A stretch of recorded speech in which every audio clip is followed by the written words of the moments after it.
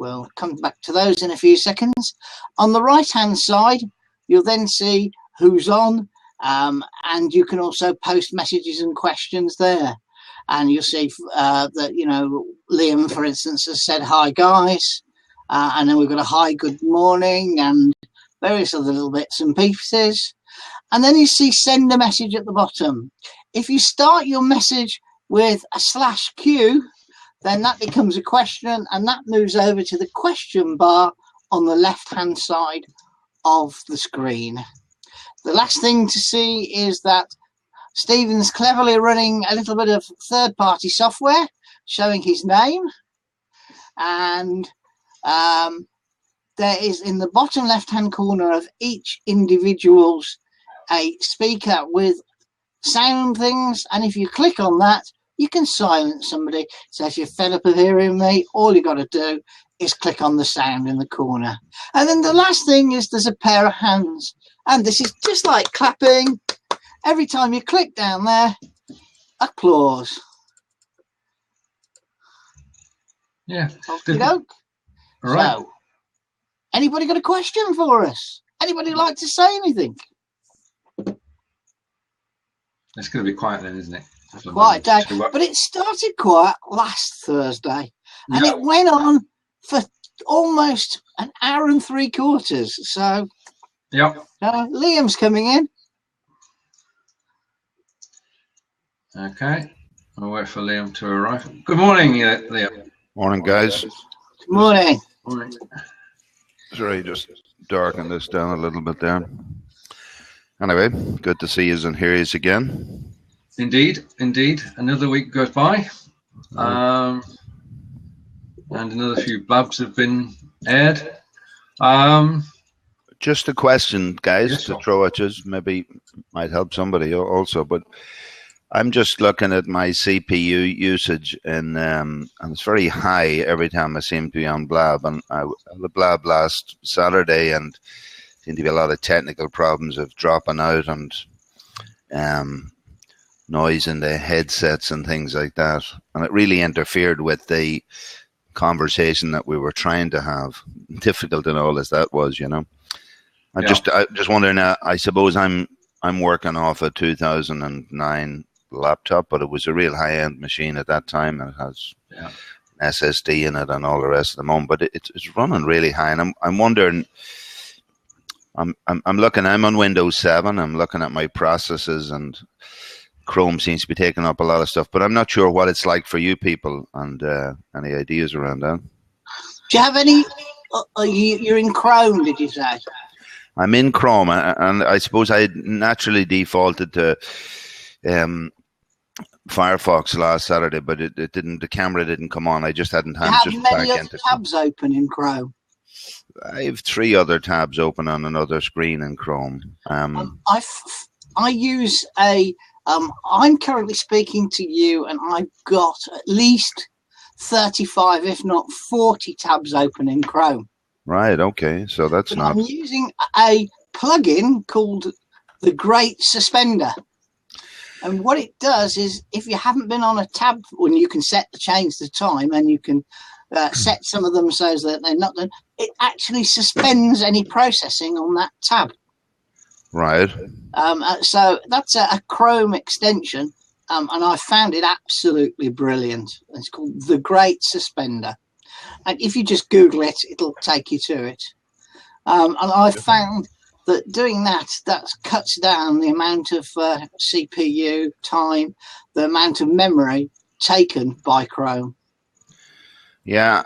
Funny enough, I was on a Blab just late last night. It was a replay. It was an interesting Blab, but it was all about Chrome, and they were just talking about different extensions, and they just started to mention this Great Suspender thing. And they had said that was what piqued my interest when they said that Chrome was very processor intensive. So, I mean, I had no reason to know that or otherwise, but I just thought that's interesting. One might be interesting to hear some other views on it, you know. The two things I would say, Liam, is, you know, if you can reduce any other applications that are running to a minimum, just to give you the best chance on your CPU. But also the CPU usage is around the video, rendering the video. So you said you'd another screen open? Yeah, I mean, I've been closing anything I see there, even Dropbox running in the background, anything that's using a lot of memory, I'm closing. Well, But I see Chrome has 5 or 6 instances of Chrome running in my Windows Task Manager with, you know, and you run an it's extended desktop, or yes, yeah. So you know, I think if you're stretching your video card is going to be the problem, probably. And the only other thing I'd suggest is if you can make sure that you're hardwired into your router and not on Wi-Fi. Yeah, I am that certainly. And just to say that what I've seen in Blab from many guys is, I don't know, are you guys using multiple screens, or is that? I just got the one screen. Yeah. Right, and John. I've got a great big 27-inch monitor. I have got a second screen, but it's not switched on. I'm running Blab on 2 different computers, so I'm looking at you on one, but running it on the other. So just because my webcam's in a different place, but mine is my development machine. It's not a laptop. It's a pretty powerful box anyway. It's a pretty powerful i5 processor with a 16 gig of memory. So, but if you've got an older laptop, laptops are always compromised by the video card. And if it's an older laptop and you're running extended desktop and expecting it to run 4 screens, and of course, an older laptop will only have a 5400 RPM drive in it as well. So when your memory is being swapped out to disk, that's quite slow as well. So maybe. Yeah, no, I have an SSD in this drive that I put in there, and it certainly changed things quite a lot. But I suppose what I'm looking at, even in this technology, is an excuse to just buy a whole lot of new equipment. Maybe any excuse, you know. But I suppose, and the question of running this off. Try the Blab without the extended desktop, because you're running a lot of video with one little card. Yeah, so I'm breaking up a lot there with you guys. Is that, I presume, can I suggest that might be me? Yeah. You look fine, my end. Yeah, no problems. We can see you clearly. We can hear you clearly. There's no problem as far as that's concerned. All right, I'm not breaking up. I mean, my screen seems to freeze every now and then, but you're not seeing that as a screen freeze from your end, are you? Right. All right. Right. I'm going to close down some of the my window. What I had opened on the second window was a Google Docs in which I was dropping some of the ideas and bits that come up in our conversation last week. I mean, I've just dropped that idea so that I can, because I say, and it was one thing I said last week, how can one collect and collate the learning from being involved in a conversation like this? And my idea was to have a second screen. Now I see with Kevin, an alternative means would equally have been to have a separate device running on this. I don't know if you've got a tablet, have you? Or? I have actually. What I might do is I'm gonna try and pull in Blab here on my iPad, okay? And I'll just see. I don't know how that operates. I don't know. Will I be on 2 Blabs? Will me be running? iPad is your notepad in terms of taking notes and presenting them on your iPad. Yeah, but I wonder what will happen when I start 2 instances of Blab. You'll be fine. I'm running what you're doing, Kevin, is it? On 2 separate machines. I'm logged in on both, and I'm logged into this Blab on both. With the same Twitter account? Yes. Yeah. If you remember, Steve, when we so that doesn't cause any difficulty for you, I was at Solihull Business Club. I was projecting from the laptop and doing the sound from my trusty little tablet. Okay. Because halfway through the evening, the sound disappeared. It did. We had an even better one this week. I was doing an interview with Simon Harris, and the interview went fine for about 50 minutes. No problems at all. Perfect sound, perfect picture. And then basically Simon disappeared. We could hear him, but we couldn't see him. His picture had gone off the screen entirely. And we had 3 of the wonderful team Blab in, and they said, please keep trying, because we want to get, we're interested in what's going on. We want to, you've got the controls, John. Yeah, we're interested in what's going on. Want to hear the end of the interview. So it took Simon about 5 minutes to get in and out, and it was working fine. But there's still the odd glitch that happens, and there's nothing that we've done, because when something goes wrong, the first place you look is yourself, your own hardware and your own software.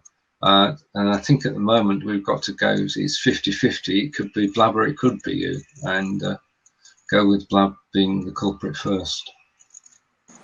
Okay, I've switched over here to my iPad. Okay.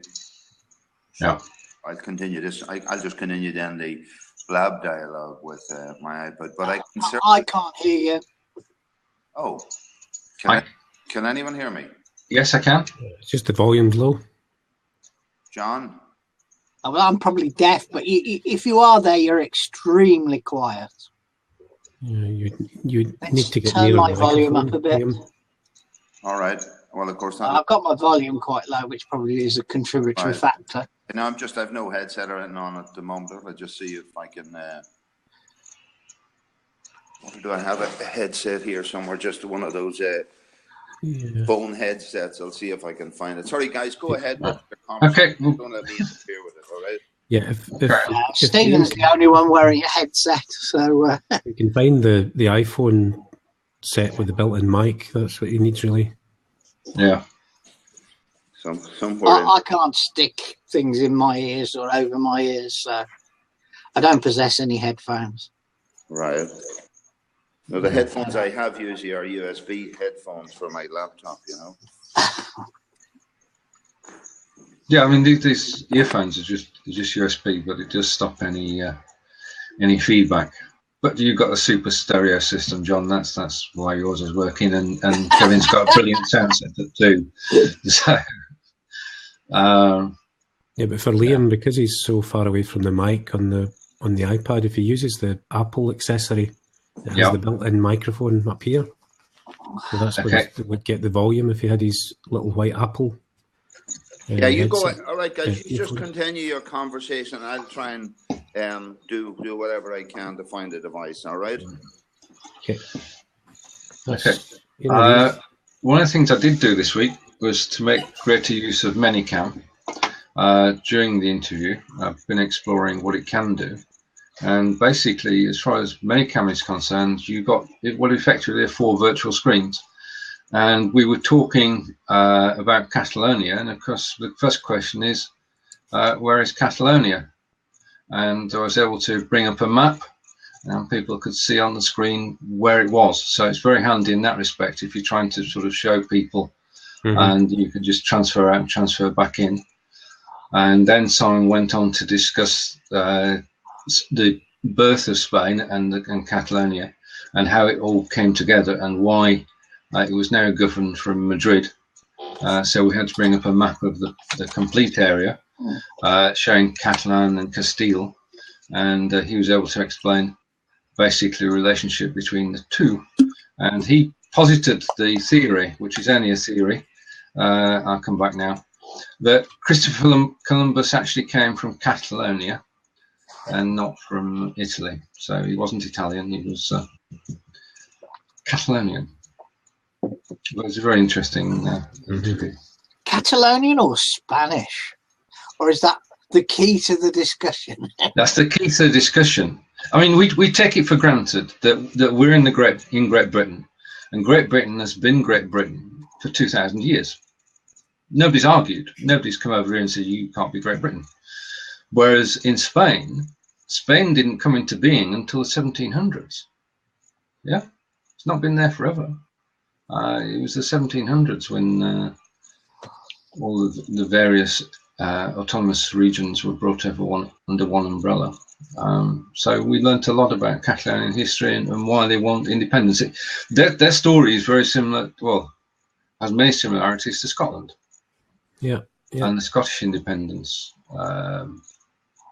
desire for independence, and their reasons for are similar. That they are the powerhouse of Spain. Madrid spends the money and they make it, and that was it's as simple as that. And they got millions of people marching recently to vote for independence, which is what they did. And then the central government said, well, no, that's not totally legal. We don't accept it. So it's a fascinating history. Anyway, I'll stop talking about that now. Right, has anything happened on Blab this week? Any changes, Liam? Kevin, There's a couple of things that I noticed when they updated it a week ago. They broke the reply button in the chat, which they've now fixed. So you can reply again to people. So if you see a comment and you want to reply, you just go over beyond the little star. There's an arrow, and if you click the arrow, you can then reply. Excuse me. It disappeared, so it's back, which is good. Yeah. And then they've just updated the mobile app. I just downloaded it this morning, and the big problem with the mobile app was that the replays weren't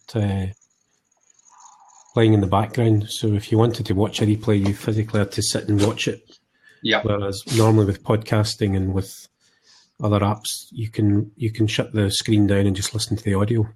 So they've fixed that, which is a big step forward. It means that you can effectively use Blabs as podcasts if you want. You can start a Blab and just switch the screen off and lie and listen to it, or whatever in your car. You can stream the audio without having to worry about the drain on your video. So that's an improvement. That's only just come out, I think, yesterday or today. So, right. And then the other thing I was looking at was the one of the problems with Blab is that people keep talking about, podcasting and sending it to YouTube and things, but the reality at the moment, now hopefully the platform will improve, but the reality is there are limitations on the quality of the audio file. It's being produced as an MP3, which as a podcaster, that's the end result rather than the start. You'd only really compress it down to MP3 when you're finished with it. So if you're getting an MP3 file from Blab, you don't have a lot of room within that file for processing or noise reduction or compression or any things you might want to do.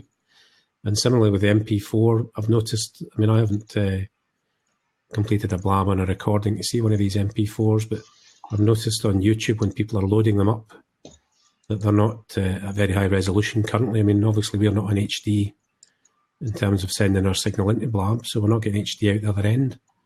So all the videos that are doing well on YouTube generally, obviously the higher the quality of the production, the better the chances people will watch them. So when you look at all these famous YouTubers, they're not only going out in 720 HD, they're going out in 1080 HD, and they're 4K ready most of them as soon as the technology allows them.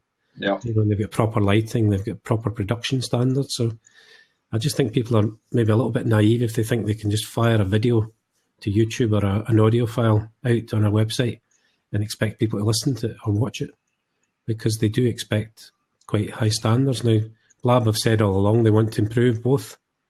So it may well be that we'll see good quality audio coming in at podcast level in due course. So, Hi, Wendy. Hi, Wendy. Yeah, if they switched over to HD, would that give us bandwidth problems? Well, that's the issue, yeah. It's a compromise, isn't it, in terms of, what's possible on mobile and how it works on the desktop. Sorry, Wendy, I don't think we've got your audio. I don't think Wendy's spoken yet. Hello? Hi, sorry, yeah, my button was flashing on my Blue Yeti. I was on mute. Right. Someone with a posh microphone, Blue Yeti. Well, do you know, actually, it's funny because I've obviously missed the beginning of the conversation, but I did a Blab on Tuesday. It was like an interview. So we just had the two of us on the interview, and then I closed the seats off for everyone else, and I posted that onto YouTube. And I absolutely get what you're saying. I'm not really happy with the quality of it on my YouTube channel. I don't claim to have the best equipment or anything like that. And I like the message that I have on my YouTube videos. But I think you're absolutely right. Once I'd put it on YouTube, I thought, I perhaps won't do that again for exactly the reasons that you've been saying. You've posted quite a few, though, haven't you, Stephen?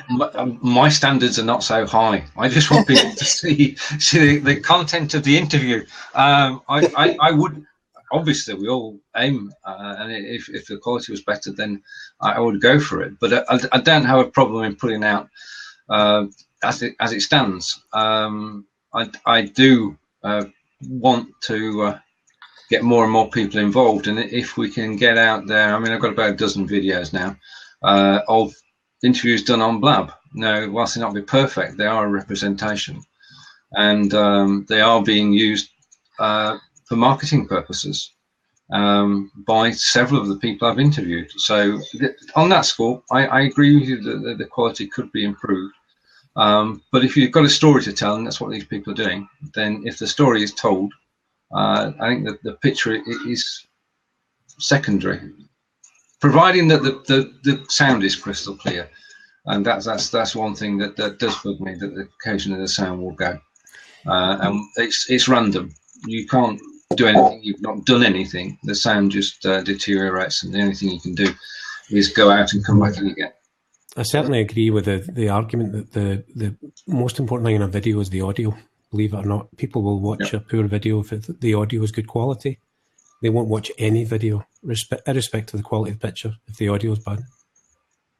They'll just drop out, and they won't even consciously sometimes realise why they're switching it off. But they will not watch a video with poor audio. But they'll watch a poor video with good audio. At all. Yeah. So I think both, certainly the audio is good enough if you don't have any Blab type problems. Like, Wendy's obviously maybe got a bit of a connection problem now, so audio's breaking up. Okay. And that's the problem. So that's getting taken over as an artifact into the final recording. So.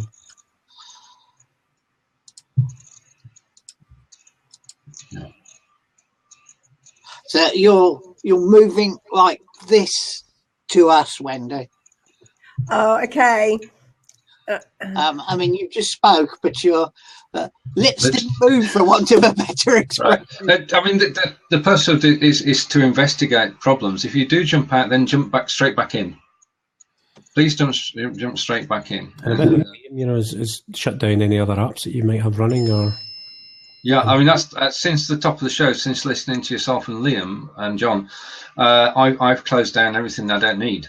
To minimise any problems at all. I've closed down additional browser windows and a couple of programs that are running in the background. Hello, Wendy.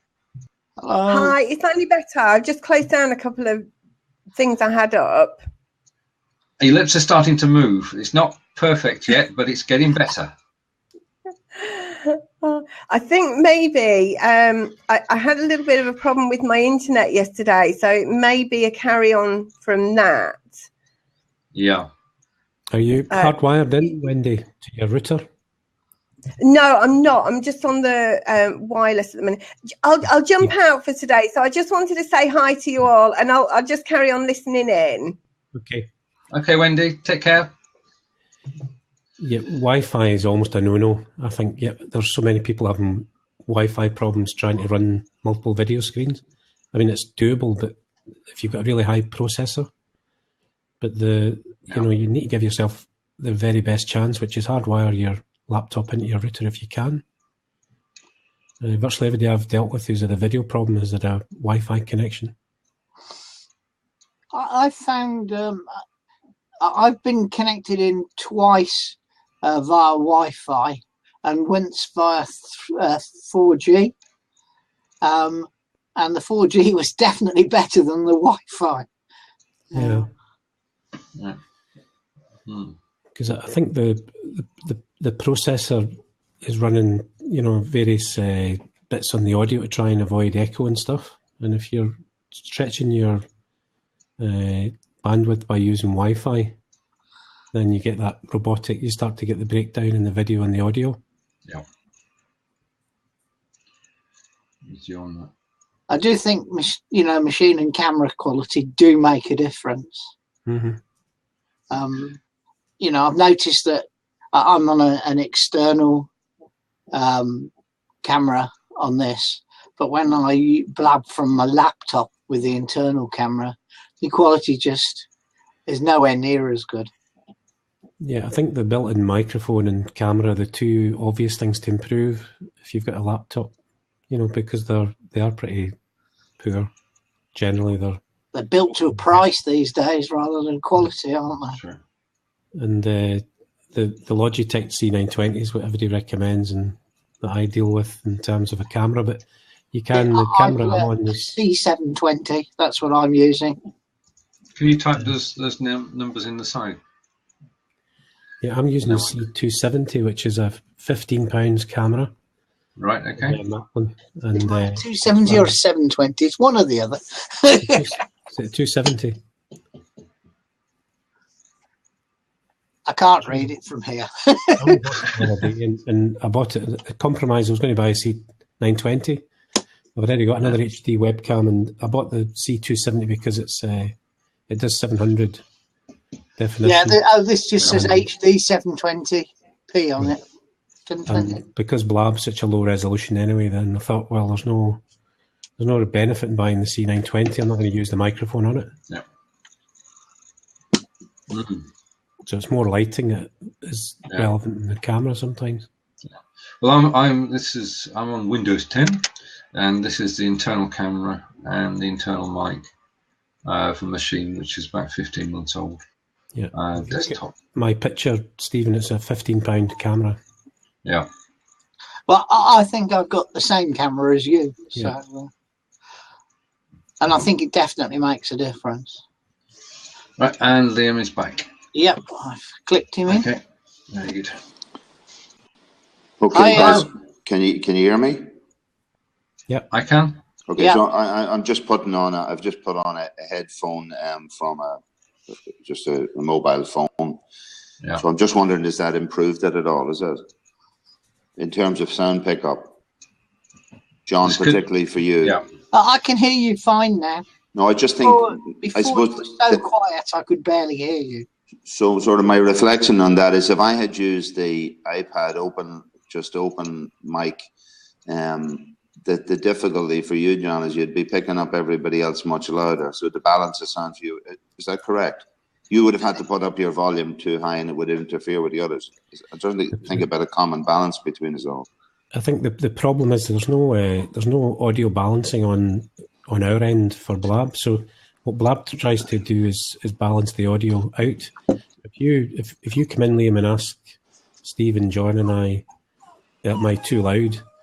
I've noticed it's always the people with the headphones on that say it's okay. And the guys like John and I who are listening by loudspeaker say it's too low because we don't get the same volume level that you get in headphones. Right, so okay. Right. You've got somebody saying it's fine, somebody saying it's too low. Right. Depending on whether the listener is on earbuds or on speakers to some extent. And Blab also tries to normalise the audio between the four of us. So there is a request into Blab could we have some audio indication so we could tune our audio a little bit. If you're doing a Blab with a co-host, I think the best thing you can do is both adjust your audio to each other so that you're happy with the level between the two of you. Yeah, just to say that thanks for the advice on the app, the iPad app. While I was off air, I was just updating that app, and I see the notes on the iPad, the iOS update about being able to play it in the background, and I agree. I think that would be a very powerful support for Blab. I just put in there at Dwyer_Neil because that's in the update information, that was the person in Blab who said they were interested in feedback from iOS users. So again, that might be of benefit to anybody else, And just also bear in mind, Liam, that the app is only for optimized for the iPhone. So it'll obviously work on the iPad, but it's not an iPad app yet. So there will be at some point, I would imagine, an iPad version, which will probably have better facilities on it or better control. So yeah, the real estate on the screen isn't great. I mean, it's for me to do anything else, like read the comments, etc. Sort of almost I'm using the same real estate. No, it can't be any better than the iPhone. I'm sure. But I was interested in a couple of blabs I was in once. I watched one guy in the States, and he was driving down the motorway while he was on a blab, and he always had the screen on his phone on a hands-free set. And while talking to others, I certainly there's issues around the distractions that's caused by doing anything other than driving when you're driving. Leave all that aside. All I was fascinated by that as long as you can uphold a 4G signal somewhere, you could be out walking on the hills. You could be in a lot of places in a good mind space while you're having a conversation in Blab. Indeed. I look forward to the Android version at some point. Yeah, I mean, I have a Galaxy Note 3 and with a very decent screen and processor, and it would be good if that became available. Has anybody any idea is there talk about developments on an Android platform? Or I've got no news about it other than I think the ambition is to have an Android app as well as the Apple app. I think they would have to because it's a bigger platform in terms of users. It is, yeah. Sounds like Kevin. Oh, my brain doesn't want to work, Kevin. What phone do you use, Kevin? I'm on iPhone. You're an iPhone. But the other three of us are Android users. Right. And I find that's generally about the ratio of 3 to 1 at the moment amongst people I know. I only know one person who thinks Apple is the only thing. Yeah, I think we both know him. Stephen knows him well. Yeah, the thing is that the Apple Windows, Apple Android battle is going to go on forever. Apple are brilliant at innovation and style. They bring style to everything that they do. I'm not going to argue, and power as well. But they don't have the majority of the market. The majority of the market on PCs is Windows, and in handhelds, mobile is Android. If I'm talking crap, just saying. No. I've been on PCs and messing around with them and building them for years, so I'm totally PC when it comes to PCs. To the desktop, yeah. But I've also got my Apple, iPads and iPhones and stuff. There's an interesting review in Gadget yesterday.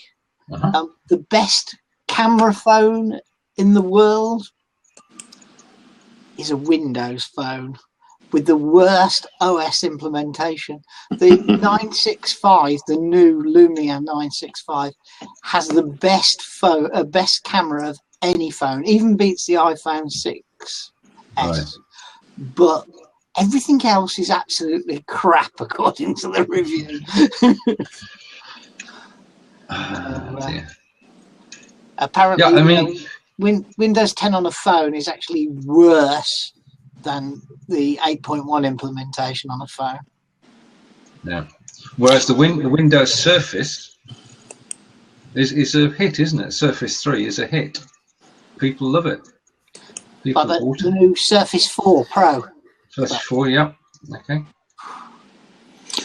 Can I just ask there, guys, about the Surface? I mean, I saw recently the launch of the Surface Book at the launch of the latest Surface Pro event, and certainly the video of the presentation or the launch was really impressive of that Surface Book, and particularly with its linkability to a docking station and 2 large screens. It just seemed like, wow, this thing, it could be really, really good.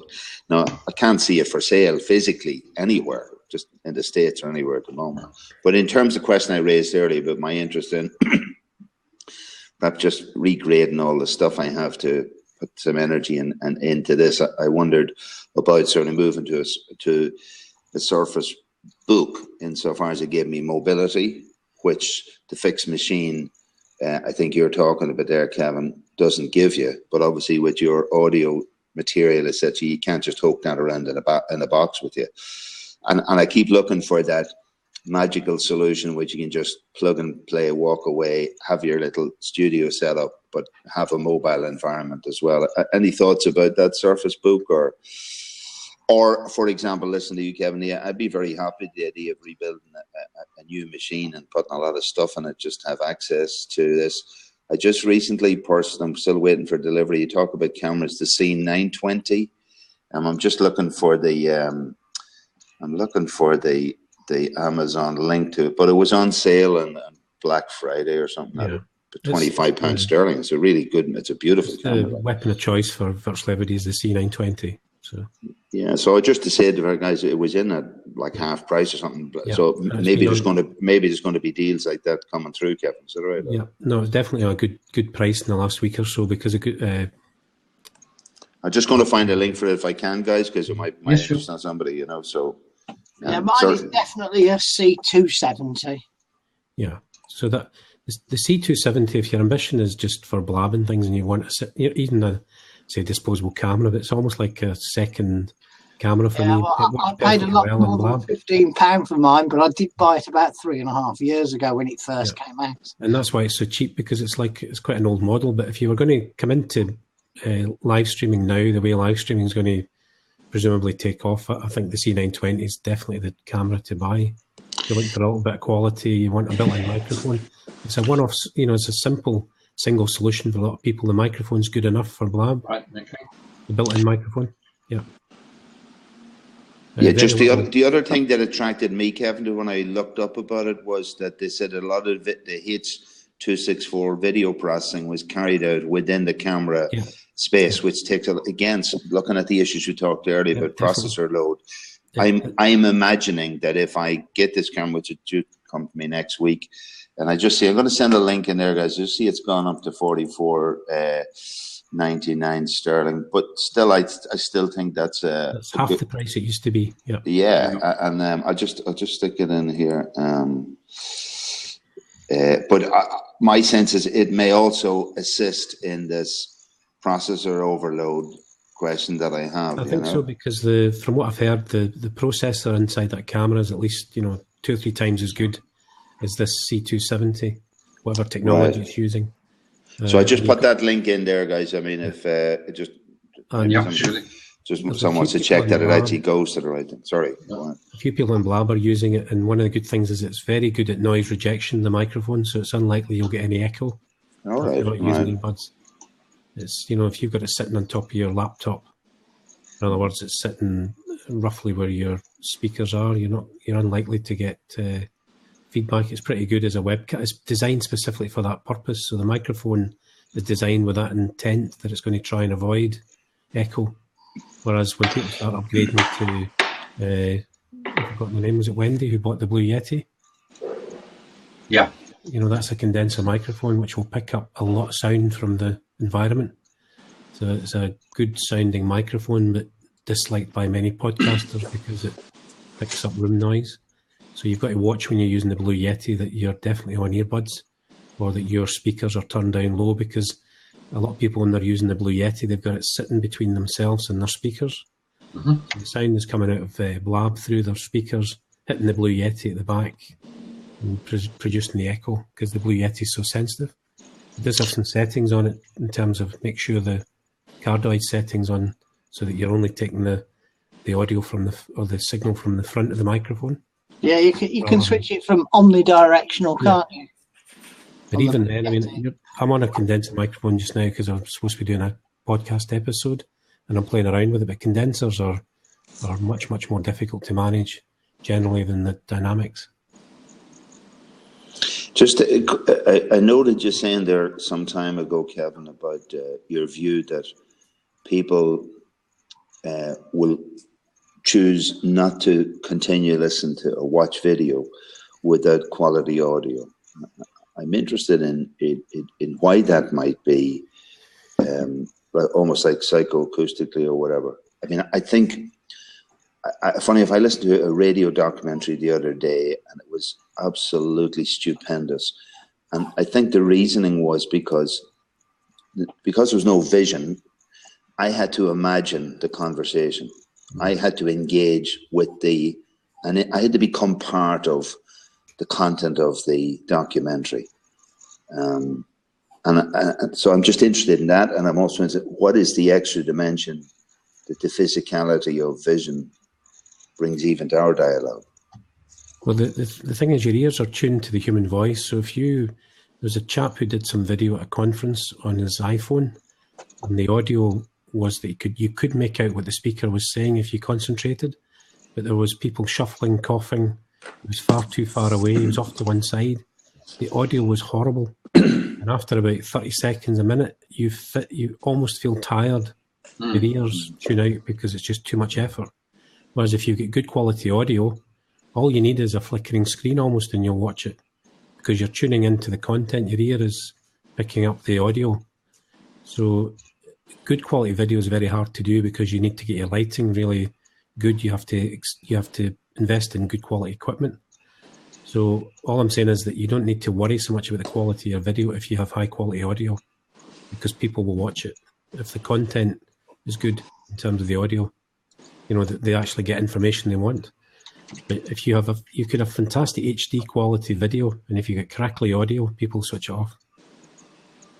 They just won't watch it, unless it's wallpaper sort of, I don't know, somebody flying a hot air balloon across, the Sahara with, I might watch that with the sound coming behind it.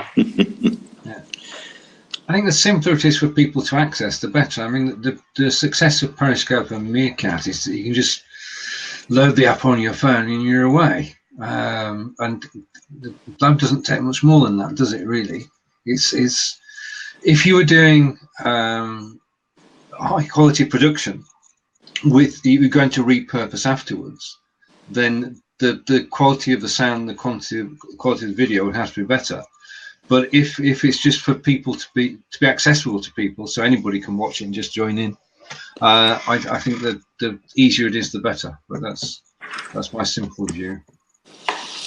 Yeah, I mean, one of the contradictions, in a sense, is that if one has to go to the trouble of having a particular microphone and a particular webcam and a particular processor, automatically you're back into specialist business, as against the other extreme, where I see people walking down the street, turning on their phone, having a few minutes while they're sitting having a cup of coffee, being able to engage, participate, listen, watch.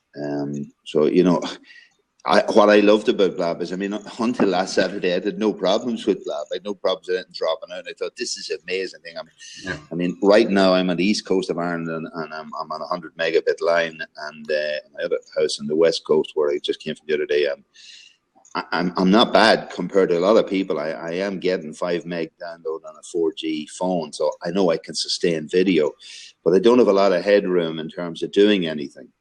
But I felt that I could get involved in this because I could sustainably engage in dialogue at any time, anywhere in the globe, from a place which is really remote. That was really the attraction, and the quality of the video isn't vital, but I do think if it's about conversation, the quality of the audio is fundamental and critical. Yeah, I think there's an interesting dynamic as well. That if you start from your audience being, say, audio, and it's a podcast as such, so you might come into the Blab and you might lock down the room and interview somebody and then open up for Q&A. Ideally, you would have a view. You might be putting that podcast out to thousands of listeners, depending on how well established you are. Mm-hmm. You can't come onto a Blab and run your podcast for the benefit of 10 people in the chat room if you're actually trying to appeal and reach 2,000 people who listen on a time-shifted basis. These are two different audiences. So what you need to do is decide what your goal is in some ways from the outset, and then be honest and upfront with the people on both sides. So if you're talking to people in the chat room, you say, we're going to be doing a podcast here. So it's podcast recorded in front of a live audience, like some of those comedy shows used to get on telly. But we will open it up to Q&A after the recording's finished, or as part of the recording, we're going to go out to the audience. So bear with us while we talk to the 2,000 people that are going to be listening over the next 2 years or whatever. But you need to bear that in mind, because the Blab replays in themselves aren't going to be anything like as, to my mind, interesting as participation in the Blab itself. So who's going to watch the replays in any great numbers? Well, I don't know. I think it's an area where the Blab jury is out on that. I think generally, I would agree that the higher quality something is, and that there could be two distinct audiences. One of the things that does annoy me, there's a periscope habit, and we've adopted it in this show because it is informal. There's no problem. But if you are interviewing somebody, or you're talking about a particular topic, and you're talking to camera, then you suddenly go off and say, "Hello, Anna," and then that breaks the whole thing. And that's a periscope thing, isn't it? Where people want to say hello to everybody who joins them, but the thread that they were going on with just gets lost. The point I was raising was, I'm just reading what Annie's saying out in chat, is if your target audience is the replay, then that informs in some ways how you organise the Blab and your content, because you're really appealing to the time-shifted watcher, viewer, whatever. Now, obviously, the number of people who watch the replay, as Annie's saying, will depend in some ways on the size of the personality or the people involved in the Blab. But if you were definitely going for that time-shifted audience, you might have more structure in your Blab. You might have an agenda that you would follow. If you're talking about the real benefit of the Blab is the experiential live experience, you might have much more informality and you might bring audience. You could also have it very formal, but I just think you should bear in mind who your real audience is. Is it time-shifted, or is it... Because people are coming in and putting a lot of time and effort into their Blabs, certainly in terms of time, they're putting hours into it and they're recording it. And they're getting a throughput of people, and maybe 10, 15, 20 people at a time. When I was in one Blab where there's quite a few hundred people in it, because of the personalities involved. But I'm almost wondering, what are they aiming to achieve here? Is it they're trying to maybe hit both targets? And have they thought that through beforehand? Because the replay audience could be large if you tailored your content to that type of audience. And also in terms of repurposing, you know, a lot of people on Blab maybe don't want to do a lot of video editing or whatever. So if you shout out, like, you know, mentioning Annie and you're recording this, does that work well as an audio file later on? So you may well want to have a discipline and a couple of hosts and say, look, the real target audience is, but we also need to recognise we've got a live audience and bring them in at various points, or we are going to acknowledge them. And when we go to the audio version, it'll be referenced at the introduction. You will hear us talking to the audience who were present at the time. Yeah, Kevin, one of the things I picked up from our conversation last week from you guys was this thing that a co-host, for example, a silent co-host, not on screen, in the background, let's say a third, like, so you've got Stephen and John there as hosts, but there could be, for example, a third co-host, an admin person, say, in the background.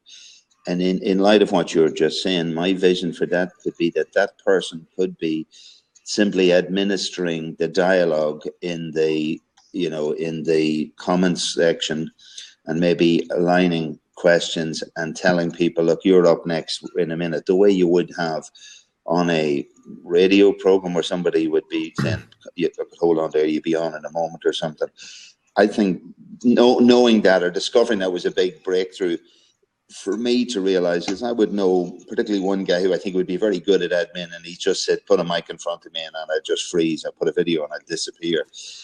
So just the knowledge, again, for our listeners who were talking today, we talked last week about the wonderful pieces or nuggets of value that emerged. One for me was the fact that, one, you could have multiple co-hosts, and two, that you could have co-hosts who weren't on the screen, which I thought was very powerful. Yeah. But I'm very fascinated by what you said there about who you're purposing this for.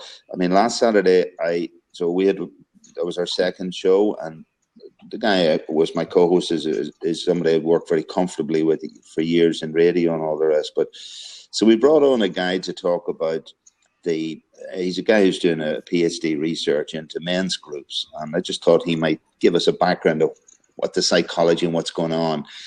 And we set a program length of 45 minutes, particularly for reusability in YouTube, as a 45-minute slot, and said, look, you'll only have to listen for 45 minutes. But the whole thing went haywire, because it seemed to me that getting into the conversation took nearly 40 minutes. Right. And because it was an organic conversation, and if you'd started recording after maybe an hour and a half, you probably would have caught the gold vein of value. Whereas if he went on to a live recorded interview, like Stephen mentioned there some time ago, you're on interview, you have to be ready to go straight away. You can't spend your time waddling around. And if a listener's going to watch a replay without any idea that this 3-hour program has a 5-minute nugget in the middle, that's never going to work. Yeah. You know? I'm just raising it as points of thought. Really, I don't have a solution. Oh, brilliant! Yeah. And when Wendy and Annie are making really good points out in the room, there's all sorts of benefit to Blab and different permutations, and people are going to have their own listening habits or their viewing habits and their tastes. But I think if you're a host and you're thinking of doing content on Blab, it's worth thinking through what would you see as your largest sector of audience. Is it going to be time shifted or live? Is it going to be live, or is it going to be video or audio? Or is it you just want it all? Do you want as much you can get live? You also want as many replays as you can. You want it video, you want it audio, and all of these things. I think repurposing content is a big thing. If you look at the effort that a lot of podcasters have to go to get their audio right in terms of editing, and you want to repurpose your content, say in a more of a tutorial webinar type basis on behalf of a business, the more you've got to go into your audio and take out irrelevant things that happened in the live session, like the wee bit at the start where we talk about the weather and things, and how's your audio, is that a new microphone you've got, and we'll just start in 5 minutes, and then you get the various bits and pieces. You can be a lot of work to get that repurposed to strictly content. So yeah, I think also if you had an offline person taking up the comment about co-host could search and post, he really could do with 2 screens so that he can watch what's going on the one and do other activities in a support mode on the second screen. And if anybody kept wondering why I kept looking up, it's because we've got an unbelievable downpour going on, and I'm in a flat roof. And I wondered whether you could actually hear the rain. It was that loud. I thought I saw drops on your glasses there. I'd be very worried if you'd have only had it recovered. Yeah, so. If you'd have seen 920, we'd see the water in your... I was going to say that. You really have a good camera. Yeah. I have a practical question now. As you know, I'm doing the interviews and I'm repurposing them on YouTube. And of course, the thing is to get onto YouTube, and the people who've been interviewed, promoting them, I don't have to push them. But how do you... I mean, if you've done an interview for an hour and you've got an hour's recording, where do you go from there? Do you edit it down? And if you do edit it down, what software would you use? That's my question. What software to edit down a YouTube video? And we've got 2 areas. You've got budget and professional. I use a thing called VideoPad Editor, which I just came across a few years ago. Can't remember how much it costs now. And I really wouldn't like to recommend it in terms of being the best for the price. I'm not sure where the market is at the moment for video editing in terms of the best one. Increasingly things like Windows 10 and YouTube itself have got basic editors included. You have to add the video editor in on Windows 10. Yeah. It doesn't come in the base download. It is available, but it's not in the base download. Guess for under £100 you would get a video editing software that would be reasonably good or good enough. I use a product that's less than £30 from a company called A Shampoo, a German company who specialise in low-cost software. And it's just a shampoo, like A and shampoo.co.uk will get you to it. And they have a whole host of useful products, and they're all under £30. And they have a particular product that I also use regularly called Snap 8. And that allows me to cut anything out of the screen, annotate it, etc. But it also allows me to cut a video and save a video as well. So some worthwhile having a look at, a shampoo.co.uk. There's some great software. all at very low prices. And I was the other thing is that you can have 30-day free trial, and it's 100%, no cutouts or anything like that. You can save, no nasty things coming up or anything like that on any artwork that you might do. But if you do it, download the free trial. When you get to the end, they'll make you a bargain offer for their software as well. So by running the trial, you can actually save money. I would guess if you're doing a blab for an hour or two, you know, there'd be some benefit in taking out 5 and 10 minute sections around one question, one answer if it's an interview. Well, one of the things that came up last week was the idea of cutting it down into 10-minute chunks as well. The beauty of YouTube is that you can run the analytics and see what works. I have a real concern that I don't see people watching 1 and 2 hours of video at this resolution. I just don't see it. Yeah, and the other thing is we cut off after an hour last week, and there were some great things that came on afterwards as well. But we had told people we would stick to an hour. Yeah. Well, I'm not a Zoella fan, but when you've got a 14-year-old daughter, you know who she is. She keeps going on about Zoella. So when Zoella puts a video out at 1080, HD, it's 200,000 downloads in an hour or something. I know it's a different level altogether, but I know that she has people with her who have worked out the lighting to the T. They have the highest quality production they can possibly get. So I'm just saying, if you are asking me, I've been doing 720 for 2 or 3 years. If you ask me to go back to 480, 360, whatever, I probably wouldn't even bother. Right. Just can't see why people would. They're increasingly accessing YouTube on bigger screens, they're all surfing their mobiles and their tablets in their bedrooms, but you've got smart TVs are going to be bringing in YouTube videos. We're not going to scale up on a 50-inch telly. That's true. Sorry, guys, can I just suggest that I'm going to pop out, because I see some interesting things in the question space there. Maybe someone else might like to come to the table. It's just fabulous stuff. There was some stuff there about American and English accents or use of language, etc. Somebody had back there a few months ago. I thought that was interesting. Maybe somebody else might comment. So I'll just step out for a while and maybe somebody else join in. Okay? Excellent. I think it was a very big question. What's the difference between American English and British English?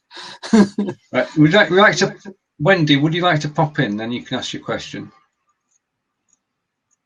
No? Okay. Are you on Windows 10, Wendy? I think you've just locked the seat. I think, Stephen, rather than open it. I didn't touch anything. Right, if I open it, yeah, it was locked. I've opened the seat. Okay. All right, you both did. Right, can you try again? I've just unlocked it, Annie. Maybe Annie wants to come in. Sorry, sunshine, Wendy. Right.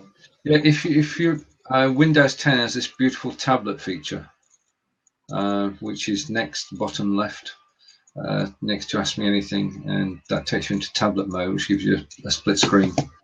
And if you've got a touch screen, like I can just touch the screen now, then it works as a tablet or 2 tablets, depending on which way.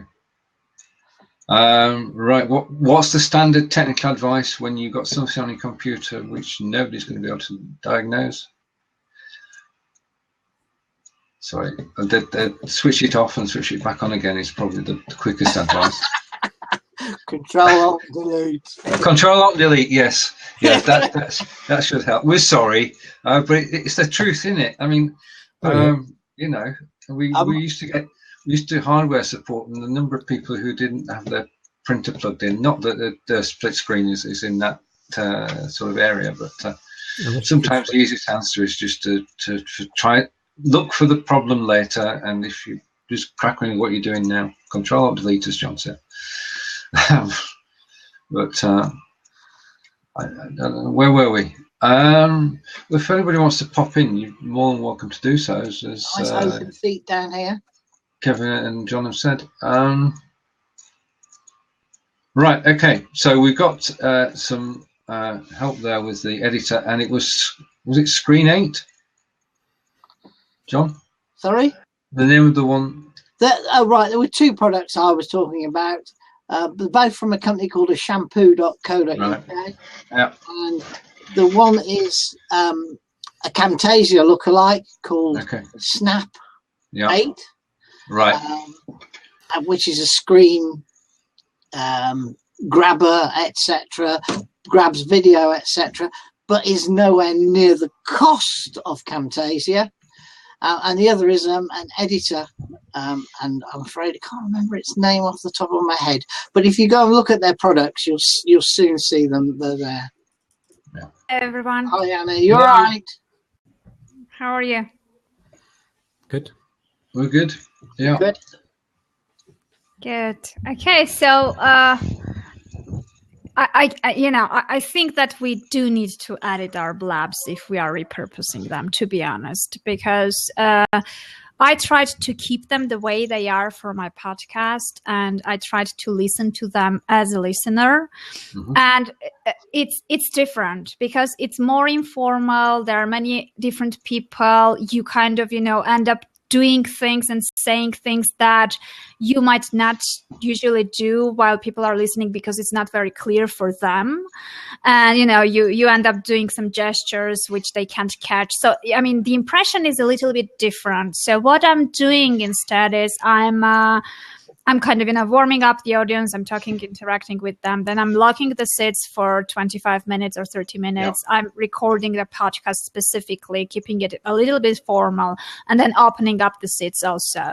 And what I'm doing also is once the podcast episode is ready, with the show notes, I also include the Blab recording. And I say, for added content, for bonus content, for additional Q&A and stuff like that, you can watch this because it's longer, it contains more things, and that's it.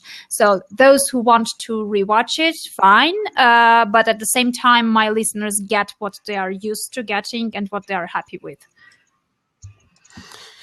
Yeah, that sounds good. I suppose you could also do it the other way, which, my podcast is really just a bit of fun, but I do some recording when I'm out and about in nature and things. So I'm used to introducing a bit of audio, which is going to have a different quality, different feel to it. There's often a few different sounds going on in the background and things. So I would be perfectly happy saying on a podcast episode, and I'm going to take you over to Blab and let you drop into a conversation, it's about 5 minutes long, but it's about a topic, and you hear various, and so they know the context, and then come back to the podcast. So I was thinking of maybe dropping bits and pieces of Blabs if I do one into podcasts as and when it fitted. But I can see and I've watched quite a few people podcasting on Blab where they've locked the seats down just to get a little bit more control. So yeah, and what I also do usually is to ensure the quality of the thing. I'm also backup recording on Skype. So I'm having my guest on Skype together with me parallel to Blab, and I'm recording the Skype recording because like that I'm getting 2 tracks, and when I'm typing and I can clear these keynote sounds and stuff like that. Yeah, so it's easier to edit and to make sure that it sounds better because we interact with the chat, so we are typing most of the time, and it's all recorded in one track, and it's very difficult to clear later on. So yeah. Yeah. Is anybody topping and tailing their videos before they put them on? I mean, adding an intro screen and an outro screen to their videos before they put them up to YouTube? They can if they want to, because you're getting the MP4, but I guess most of the people are pretty lazy, so they just click the button which says send it to YouTube. So yeah, I haven't seen many people working really hard on editing their videos and presenting it that way, to be honest. I'm experimenting. I'm trying to do that. When I succeed. Well, I guess usually people say that, those succeed who are willing to do what others are not willing to do. So, if you are willing to put in extra time, to put in extra effort and make things better than the others, then definitely you have a bigger chances to stand out, I guess. Yeah. Well, as John said last week when we were discussing it, we suggested that rather than having an hour-long video, which, as Kevin said, nobody's going to watch, and I can attest to that, they don't, to create chunks which people can listen to. Now, if you're creating a chunk out of a video, then I feel that it needs to be, you might as well be doing that, do the proper editing and put the screen at the front and at the end, and make sure it's a pearl taken from an hour's generality. So that's the 10 minutes that people might watch. Yeah, and another way to do it is to, if you fully annotate the video and or not annotate it, but maybe timestamp. Yeah. Various sections in your show notes are in the description. And from memory, I'm not using YouTube anything like I used to, but I presume you can grab the URL for the actual time stamp. Yeah. And you could share that with people through your email or your website, whatever. But people might come into an hour-long video and watch a particular time spot for 5 or 10 minutes. Yeah. They might end up watching a bit longer, who knows, or go back to the beginning, or drop them into the video where you want them to go. Yeah. I mean, the way I imagine it, what I personally would watch, like if I didn't have too much time to watch the whole thing, because, I mean, we have to be honest, not the whole hour is really that valuable and filled with tips and, really thought-provoking stuff. So it's a little bit different. So what one could do is, if there are tips or certain topics, you can have it on screen, like, a written thing about that, and then just pick up the quotes or the most important parts of what people told about that. So if we're talking about certain tips about certain subject, then we can have each tip on a screen and then a very short 1 minute thing of the most valuable thing that was told from someone. And then I guess it would work. And if you were a vlogger and you were used to doing videos at HD level and you had some, it's not expensive, but reasonable lighting and things, you could cut the Blab video into your own video. So you could have an HD video with some Blab content inside it. Yeah. If you were used to doing that. So that would get beyond the problem of, presenting just the Blab video at a smaller resolution. Yeah, definitely. And you can end up with loads of kind of, materials. If you are around a certain message or around a certain subject that you are covering most of the time on Blabs, then you can see some tendencies, you can see some, common subtopics that you can gather together and end up with maybe, I don't know, a video product or something like that. Because right now, for example, virtual summits are very popular, and I know people who are making loads of money just by selling the lifetime access to all the videos, because the free version is just limited and you have to adjust to their timings and stuff like that. So something similar maybe, the free version is for everyone who gets on Blab and watches that, and the edited, the value packed, already kind of concentrated thing in terms of informational pack can be sold later on, I guess. Yeah. Just check my messages. So we're all agreed Blab is brilliant, but we can improve it. It's still in beta, so it's still kind of not really what it should be. So it has glitches. From Derek about taking a very small section, posting that on his FB page, and then linking that to the full section. Yeah. Full section. Good question. I can have a full length item. Well, I can give you an example why videos, short things really work. Actually, I was once interviewed for a podcast, which is an audio podcast. But since the guy had our Skype video recording, what he did was he created a really nice 1 minute trailer about our interview, like introducing me, getting a quote from me, mixing things up with some music and stuff like that. So it was done really, really nice. And he shared it on social media. And of course, I shared it too. So it was like an announcement about the upcoming full recording of the podcast. And the video trailer was watched and liked loads of time. I don't know. We passed 1.5K or something like that. Yeah. But the podcast audio episode was listened to less than 400 times. So I guess, these kind of short, really nice, interesting things are watched and liked a lot. So if you find a way to later on get a nicer conversion and transfer them to the whole thing. I guess maybe it didn't work because the trailer was video and then the whole material was audio or something like that. I don't know, but in general, I guess these small things really work well. And it's not like the guy was a big name or I'm a big name. It's nothing like that. It just went viral because it was really nice and professionally done. Yeah, I do think the short video format has worked really well on YouTube, but then there are lots of other longer form videos. And I think people just need to be honest and look at their analytics and see what's going on. Yeah. If people are all falling off in 30 seconds, you need to hear that or see it and then do something about it. Yeah, that's the beautiful thing about YouTube, though. It does give you the full analytics, and you can see who's watching what, and it's brilliant. You can hone in on where, you can see what people are not watching. Well, I mean, if it's not part of your strategy, for example, I have a YouTube channel. I'm not really using it for it's not part of my marketing mix. So, I may just, push the button, have it out there just in case. So it's there and my channel is not empty or something like that. So for not everyone really may need spending so much time on that. But if YouTube is one of your strategic channels, then definitely you have to make it much better. I'm trying. Right. We'll get there.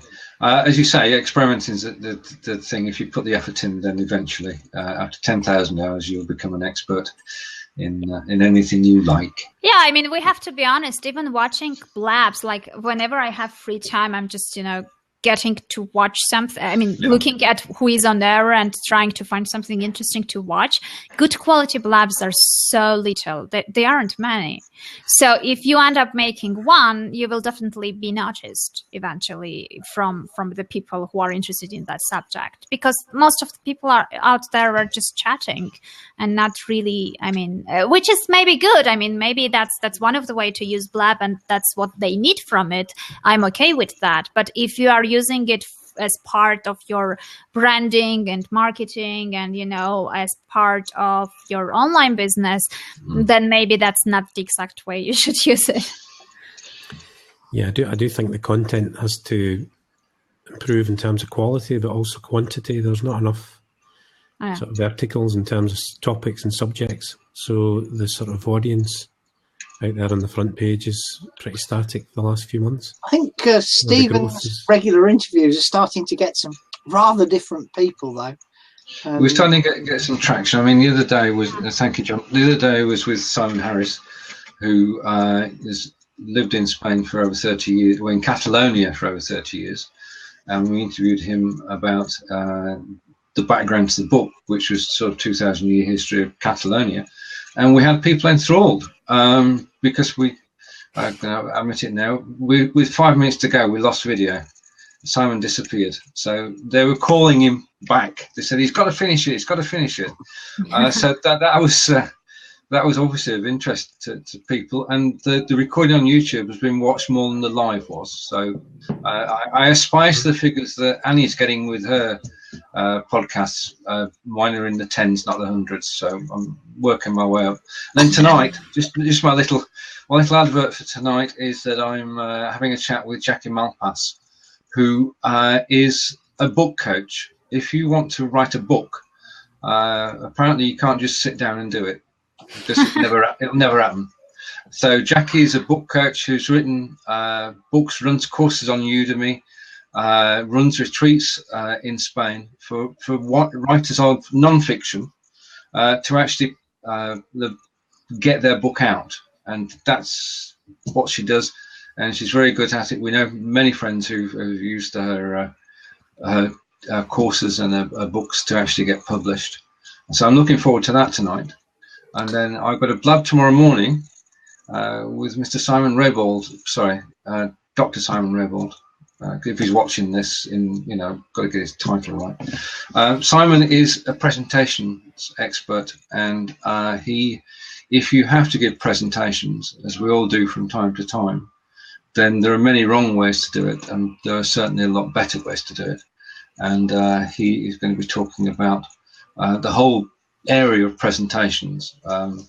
We're getting up in public speaking, to speaking at a meeting, to how you should handle yourself and what preparation you should make. So I'm looking forward to that as well.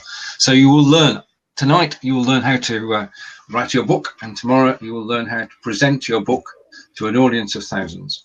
If you have scheduled them, can you drop a link in the chat? Yeah. Okay. So we can subscribe to it. I'm very. Yeah. Excuse me a moment. Carry on talking. I was just going to go and look for them as well. Oh, thank you, John. Thank you, John. I'll pop to your Facebook page because they're all listed on there, and I'll post them from there. Thank you very much. So I'll be back in a few seconds. Okay. Yeah. And I guess it's also, I mean, what's important is, what kind of image you are leaving on Blab. Like, for example, I don't know. I mean, I'm a podcaster, and I also work with writers, and I have self-publishing services as well. So that's like my main area of expertise and what I'm usually doing. But since there weren't many blabs on those topics usually, I ended up jumping into blabs which discuss a lot the social media and marketing and things like that.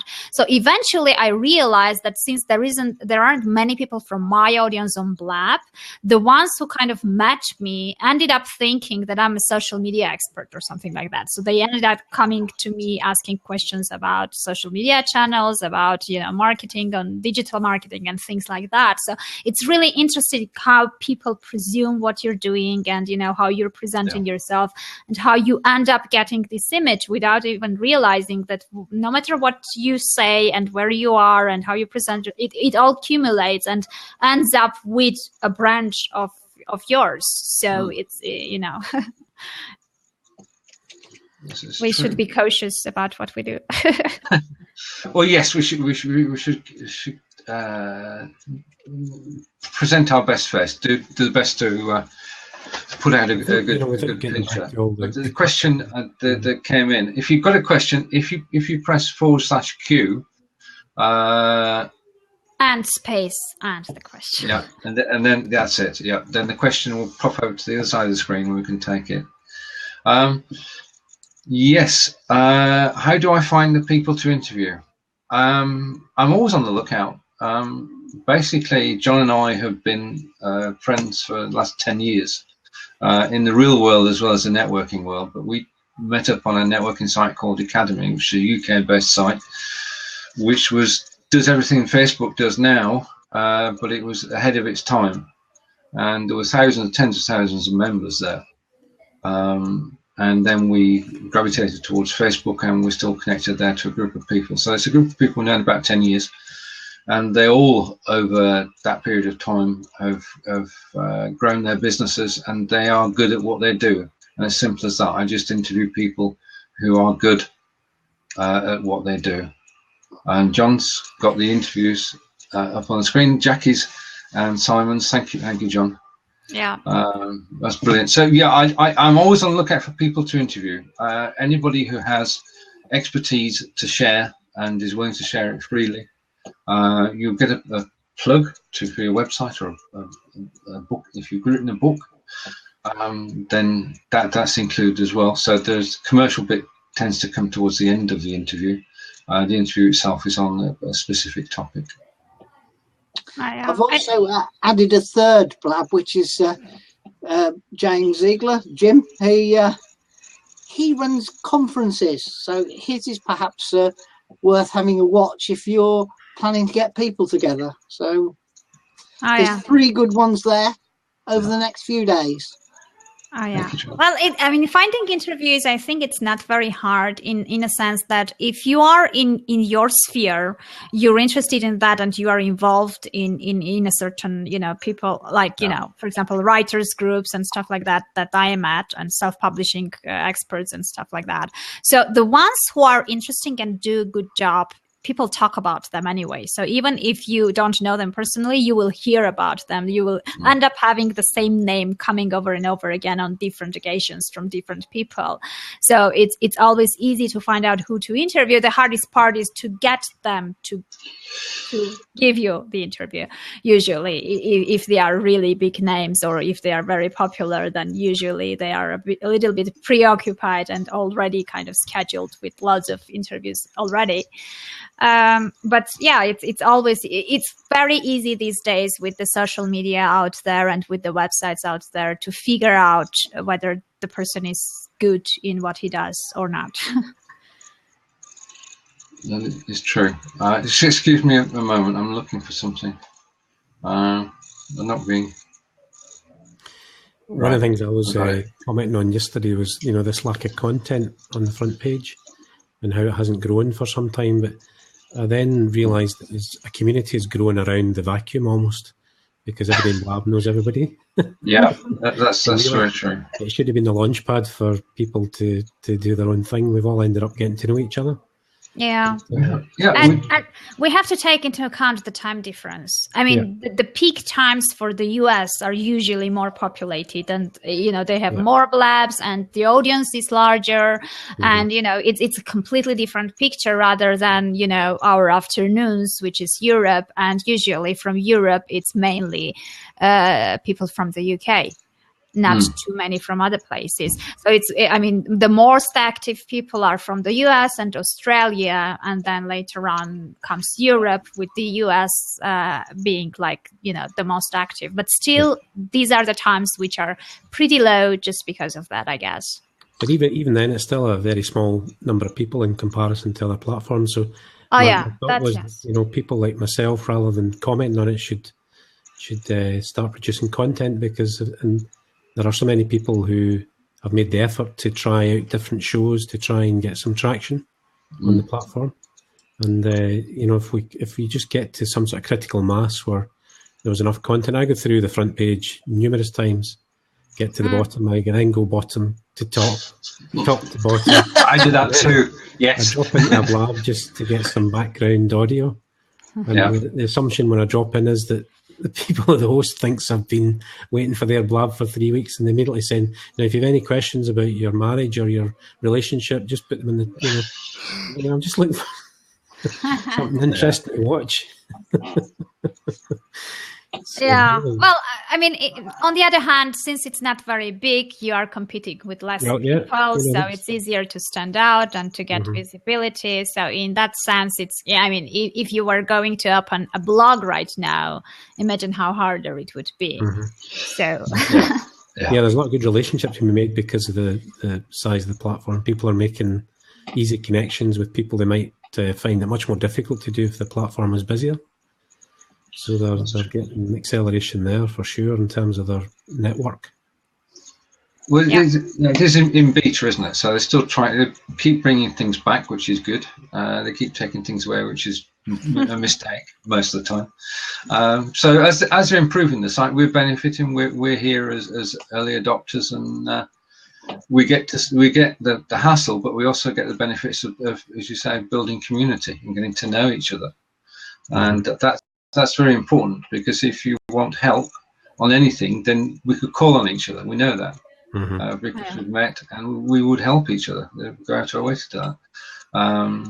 So it's good to get to know each other. I should also explain the reason I sit like this. I've got one hand on a Jack Russell for the last hour, so if I let him go, he starts whining because he wants to see what's going on, but. He's like this during the day because we should be out and about doing things. So I have to sit like this. It's the only way he won't whine is if I hold his collar. So. By the way, Stephen, Paul is complaining about your audio quality. Can you hear it? You sound fine to me. Well, he doesn't say it's bad. He said it's not great. Kevin's our sound man. How do I sound? Well, because you're on an internal mic on your laptop, aren't you? Yeah. That's your limitation, is the quality of the microphone. No, he's saying it's as good as it's going to get. He says it's not great. Conversation. So.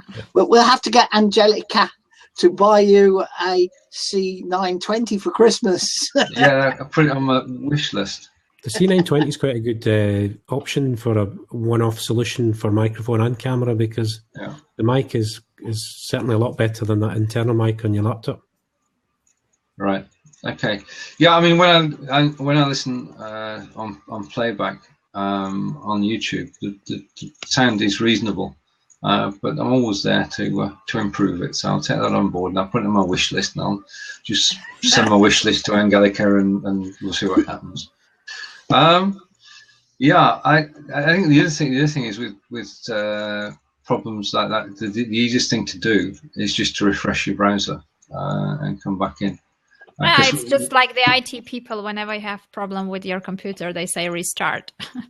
Yes, indeed. It's sometimes the easiest way. Yeah, but the spirit, the sense of community, we're all getting to know each other, and it's all to the good. When's the Christmas party, by the way? Have we decided? The Blab Christmas party, UK. Oh, you're Blab. doing a Christmas party? Okay. No, we're all going to wear paper hats. And I'm just floating the idea. That's a good idea. Yeah. Yeah, you can pass the host as we go through the time zones into Christmas and New Year. I'll tell you what I did. Our Christmas is on January 6th, so. Right. Okay. Yeah, we have a friend called Irina, who's in just outside Moscow, and she's always told us that Christmas is January 6th, and yeah. we know of that. That's the day we stop having Christmas. We take it on January 6th. Yeah. Well, no, just because of that long. No, just because of that, what we're having is we have 10 non-working days from the 31st December until 10th of January. We have holidays, like bank holidays for 10 days, which is a little bit too much, I guess. Mm-hmm. But yeah, that's how it is. Well, a lot of people here are finishing on the 23rd, 24th, and not going back until the 4th of January. Okay, so you have more or less the same thing. But that, that's obviously only mainly sort of offices and factories. There are some people I know who are working Christmas Day, so. Okay. My daughter's working Christmas Day.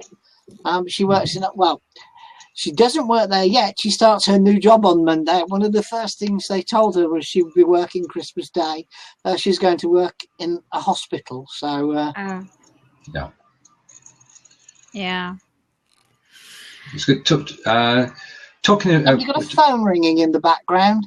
Listen, I always switch mine off, so it's not me. No, that's a landline type noise. Oh well. All right. Okay. Landline. Interesting use of Blab. We've talked about interviews. We've talked about groups of people getting together to chat. But I spotted my first charity Blab yesterday.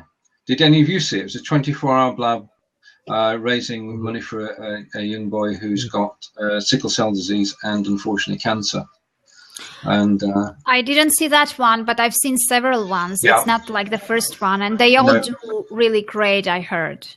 Yeah, I think it's a wonderful use of the medium, because they were interviewing the father of the young man, and basically it's like having a personal viewing. It's not that you don't have a television between you. You can actually ask questions and get involved. And I laud anybody who's spending time doing that and raising money for people who need help. Right. Okay. Well, does anyone want to take my seat? I mean, I'm more than happy to jump off and give my seat to anyone. Before you go, Annie, where are you exactly? Armenia. Well, that's until January 7th, because then I'm moving to London. So you're moving to London. Do you know whereabouts in London? Well, in St. John Woods, next to Regent's Park. Ah, beautiful area. Wood. Oh, where all the stars live. Yeah. Seriously, that's where you'll find all your famous people living around that way. Well, based on the rent rate, I realized it should be a good place. Yeah.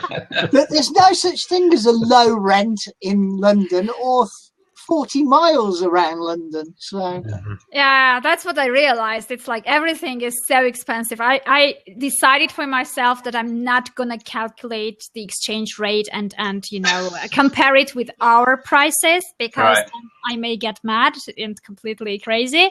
So I just, I already got used to the fact that everything is very expensive, and that's the way it should be. So, yeah. And why London?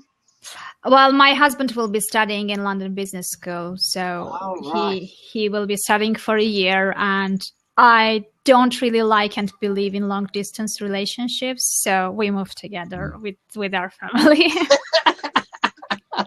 And so you've been moving your business with you over here as well? Well, I mean, yeah, I most probably, with these bloody prices you have over there, I will need to get a job for a year at least, because my husband won't be working. So we will be kind of switching roles and places, I guess.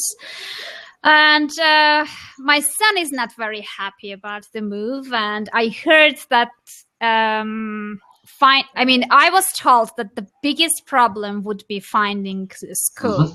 And I was kind of, what are you talking about? School? I mean, it's just a school. Well, what's the big problem? Now I know what it is, because we kind of sorted out absolutely everything, it seems, besides his school.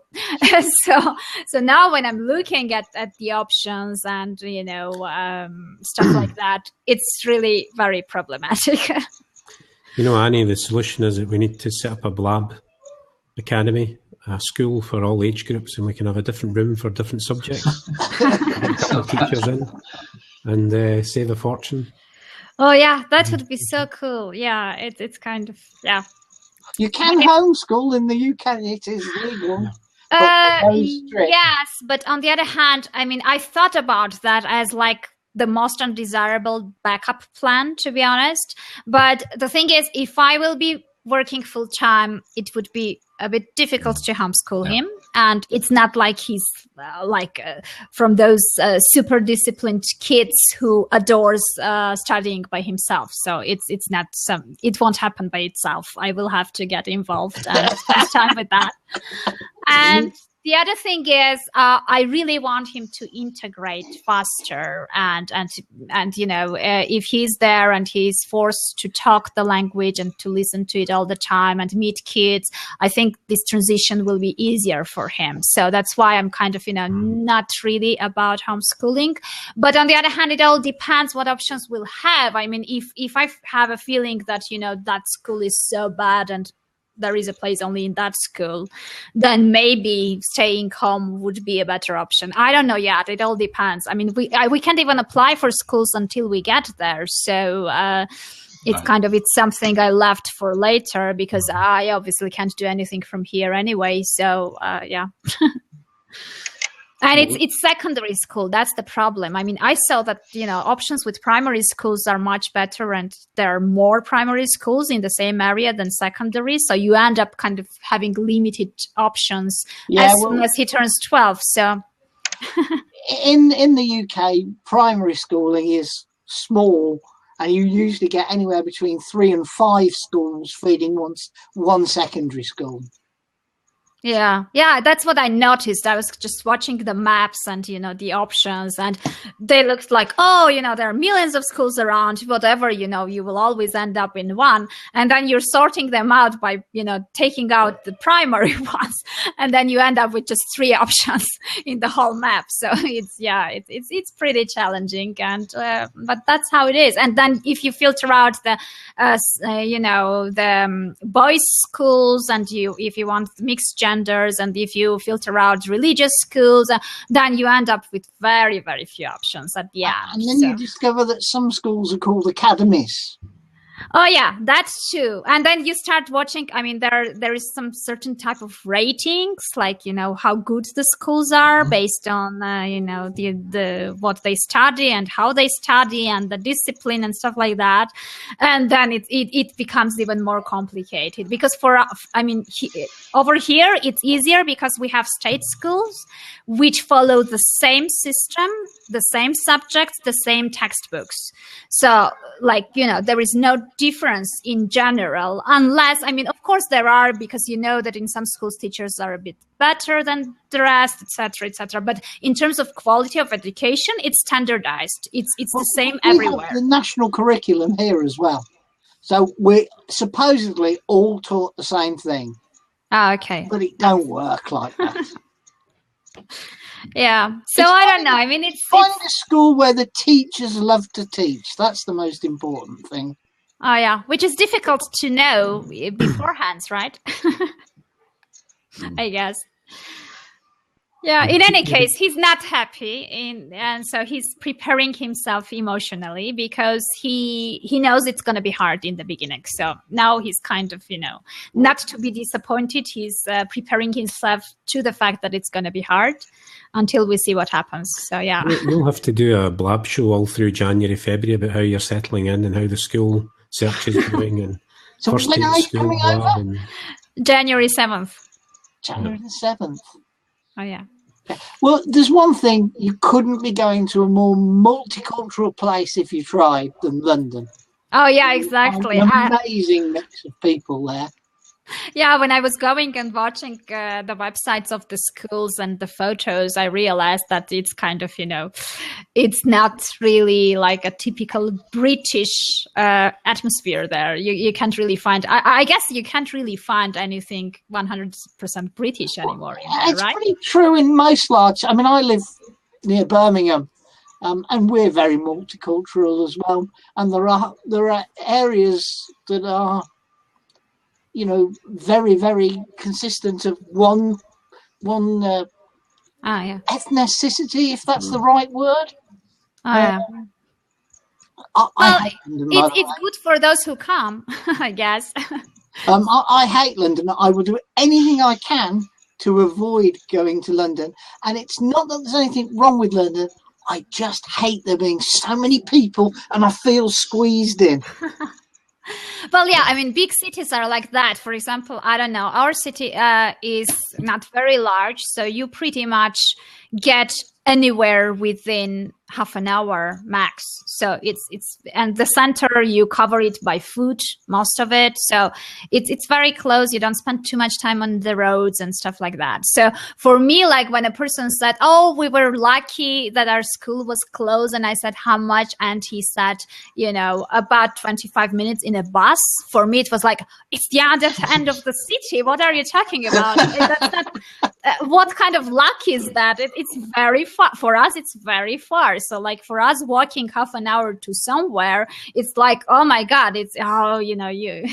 So we're not used to that. But I guess it's another change we have to get used to at the end. Mm-hmm.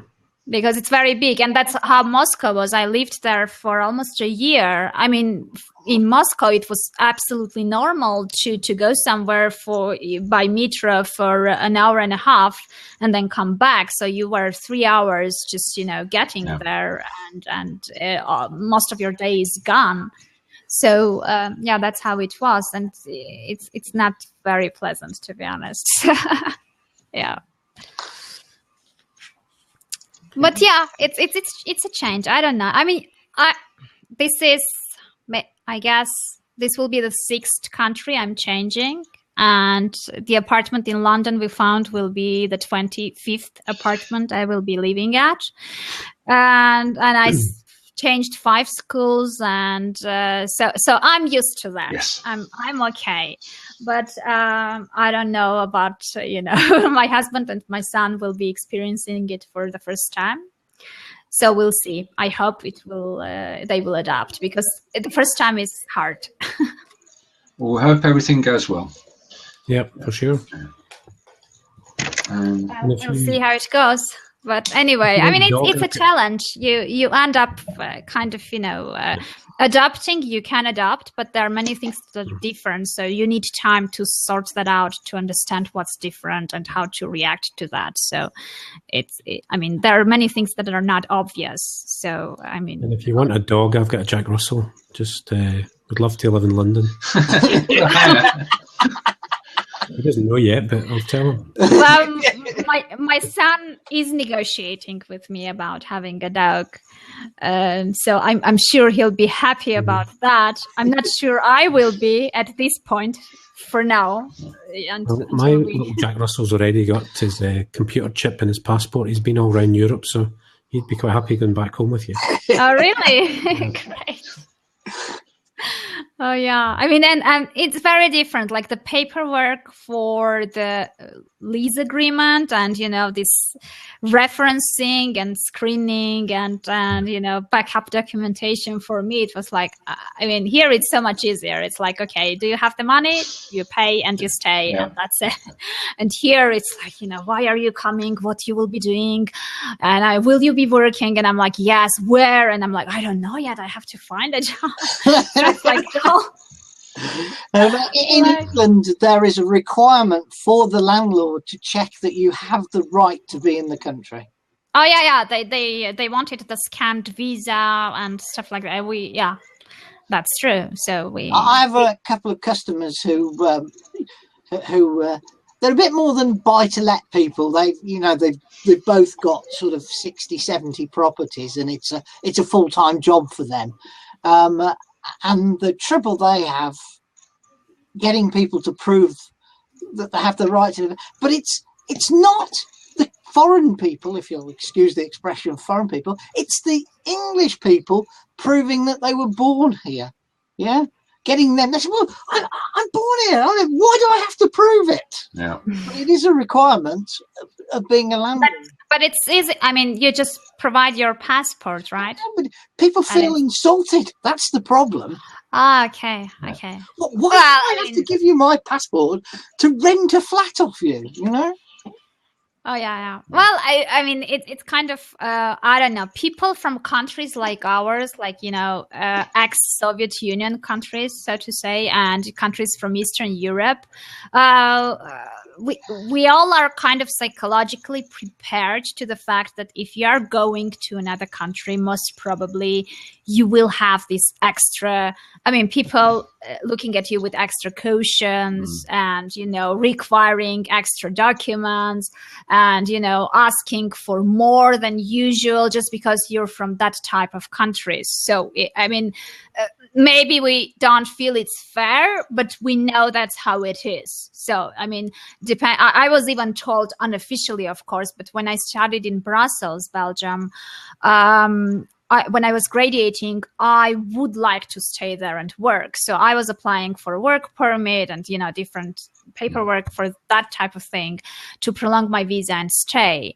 So I was unofficially off the record told that if at least my passport was Bulgarian, I might have had some chances. But, with my Armenian passport, they advised me just, to give up and leave because it's a huge hassle and loads of expenses. And you never know if it will, you will get it at the end or not. So, that's how it is. Mm-hmm. Oh. And it was very different for people from the ex-colonies of Belgium, like Congo, Zaire, Morocco, and stuff like that, because they felt guilty for them. So their paperwork was so much easier. It's true here with what we call the Commonwealth. It is much easier if you're in a Commonwealth country. Outside the EU to get into the UK than if you're in a non-Commonwealth country. Oh, really? Okay. So Australians, Canada, people from Christmas Island and all sorts of places like that were colonial. Horrible old-fashioned word, but true word. Yeah. They have a much better chance of getting in than you do from other places. Yeah, well, I guess there's just no other way but selecting by countries and having different lists of countries and stuff like that. Although if you look differently, in the same country, you end up with a completely different quality of people that might end up coming to your country. So it's not really, generalizing, maybe it's easier in terms of making the selection, but at the end, as an end result, you never know. I mean, Australia, it's what are you going to bring to us? That's their attitude, you know. If you're not bringing some contribution, don't. Well, I mean, England had this highly skilled migrant program, which was kind of, very precise about what type of people they wanted. I mean, they wanted people who speak English, who have higher education, who had some professional experience. And, you ended up seeing the logic of how they are selecting these people. And those are, they were looking for professionals in different spheres and stuff like that. So Canada had a similar program as well. So they were adding up points if you speak English and if you speak English and French and, all these different type of stuff. So it makes, I'm sure it makes the selection process horrifying and very long and terrible in terms of selecting people. But I guess you end up with the people you really need and want to have as a result, I guess. My sister, she went on a 12-month, 27 years ago, a 12-month stay in Canada for, as a children's nanny. Unfortunately, she died in January of this year, but she became a Canadian citizen in the end. Although she only went for 12 months, she never came back. She came back home, to visit, but she never came back home to live. And she enjoyed their lifestyle more than anything. It's always so different to understand why people are leaving their countries and, moving and relocating, because there are many people here who don't really understand why should we leave, because we're kind of, we're pretty well in here. So, what's the point of starting all over again and, moving and having all this hustle? But I guess it's just, different people need different things from life.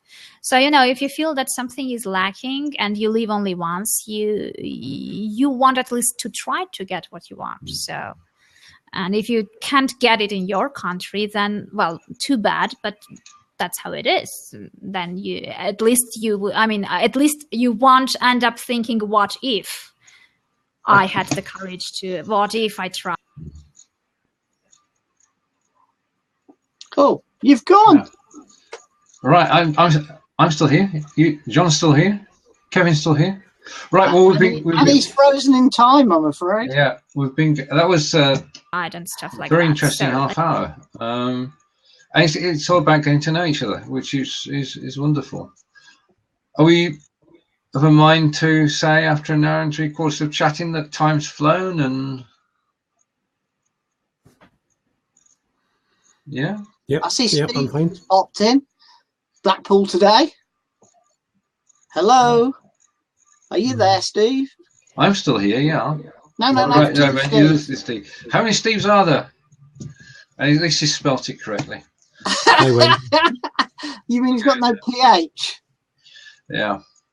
Hello, Wendy. How's some joke about acidity then, but we won't. All right. Hello, Wendy. You're back.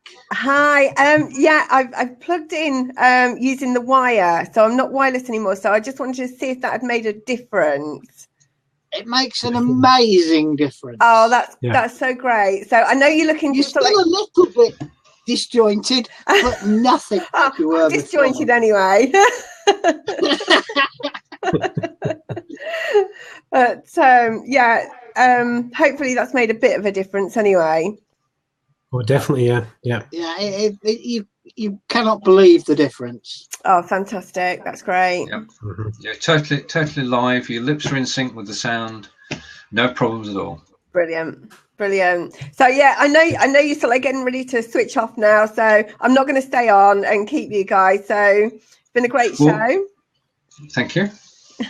We enjoyed it. We always do. The three of us. Thanks to you.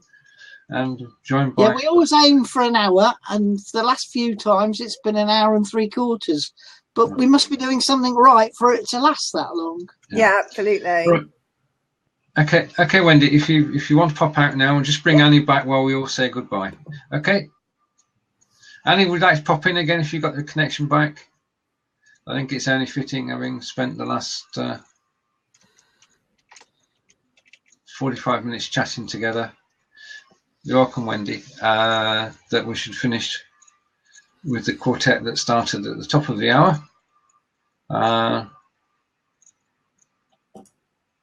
It doesn't look like we're going to get her back. Are you there, Annie? Can you get back in? I'm just asking her. All right. Okay. Yeah. She says All she's on right. the Okay. phone. Real life takes over from the internet. Real life 1, internet 0. Okay. Well, it's been good to get together. Has it not, my friends? Yeah, I've enjoyed it. Yeah. Yes, yeah, it was good. It's good to chat. And Kevin, one thing? Can we see the dog?